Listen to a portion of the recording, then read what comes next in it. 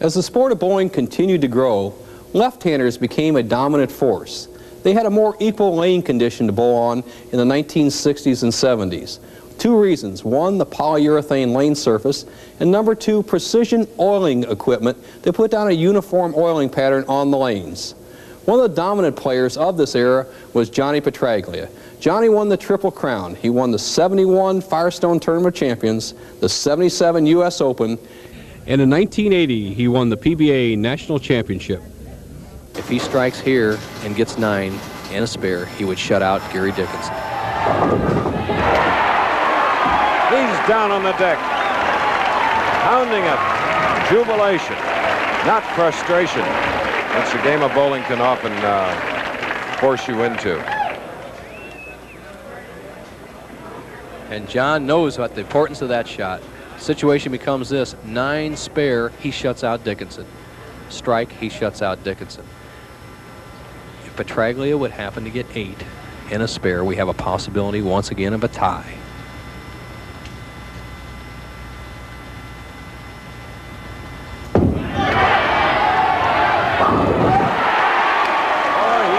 That one. Clenched fists both over his head. And Gary Dickinson, what a day. Yeah, well, 1-3, came from position number 5, but he's against that Tiger who shoots it down now. What a shot, 4 in a row, Finney. It's a 235, and you have a Triple Crown winner. Another famous left-hander, Earl Anthony, dominant in the 70s and 80s. Like Don Carter, was Bowler of the Year 6 times. Was the first bowler to earn $1 million in prize money, doing it in 1982 with his victory in Toledo at the PBA National Championship. Chris, with a strike here, Earl Anthony can go into the $1 million bracket. If he doesn't strike, Charlie Tapp can still win the national championship. In fact, he'd be 12,586 beyond. Earl has struggled on this lane. He needs a strike to win. Look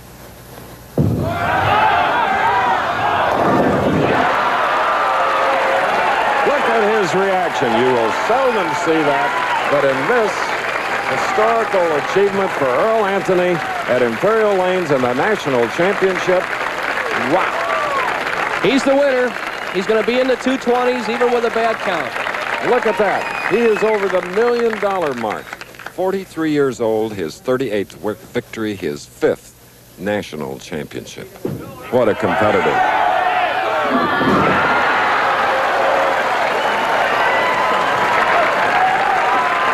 Earl in the 230s going against Charlie Tapp.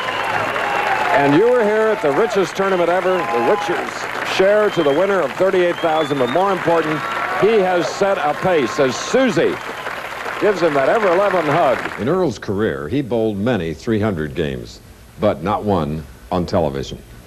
The next 300 game on a live telecast professional bowlers tour was by Jim Stefanich in 1974.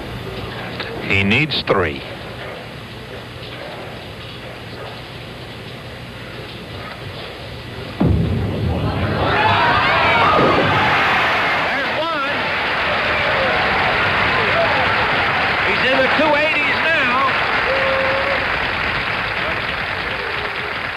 We've only had 2 perfect games on national TV before. Jack Billondolillo in Houston, Texas, of Houston, Texas. That was in Akron in 1967 Tournament of Champions, and Johnny Gunther in San Jose in 1969. Maybe we're going to look at the 3rd.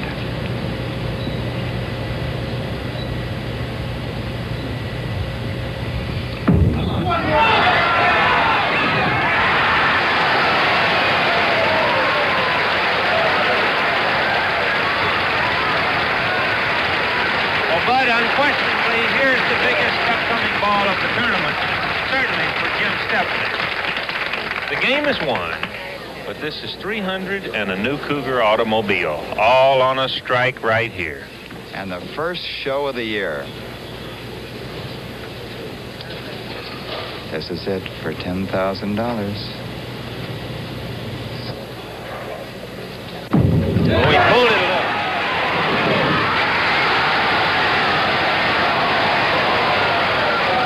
That is now the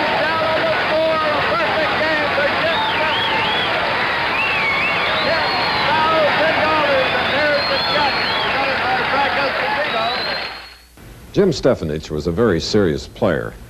But as time went on in the PBT, some of the players took on a flair of showmanship and flamboyance.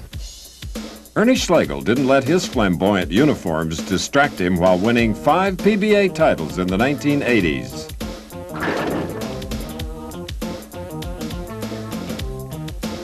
Guppy Troop can be spotted by his pants, but there's nothing fishy about Guppy, as his 8 PBA championships will show.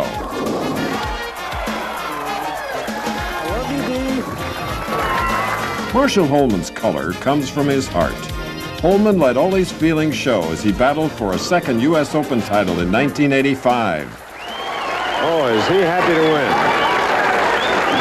A man known to show his emotions, whatever they are, from Jacksonville, Oregon.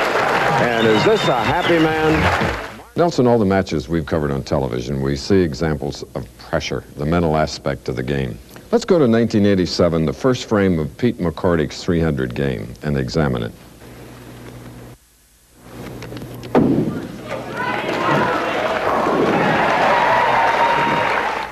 Oh, that looked to me like any other McCordy strike. Well, I remember that day, Chris. 1987, Pete McCordy had been bowling very well in 1986. He came out in 87 in top shape, and he warmed up real well that day. He was playing a shot very confidently, and when we came on television, he threw that first frame like it was just as easy as could be, no pressure. Now let's watch pressure as we continue our examination of Pete McCordy. He has strung together 9 in a row. He's up and shooting in the 10th frame.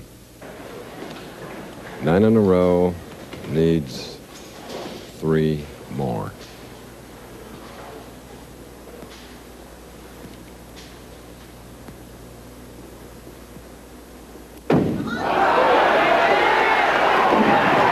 Now he needs $2 and $100,000. Pete McCordy, a great arm swing. He loses the ball slightly on the downswing. You see it ball only about 3 or 4 inches over the foul line, but direction is 95% of the sport, solid in the pocket. The last player to stand in this position I can remember, Chris, was Johnny Petraglia. He had 11 in a row before finishing with 298, and I asked John, what went through your mind? He says, I went blank. The pressure was so much. Look at Pete shaking. 10 in a row. One more. Ladies and gentlemen, just one more, and that couple, the McCordy's of Houston, Texas, will be $100,000 richer. Pete McCordy, bowling immortality.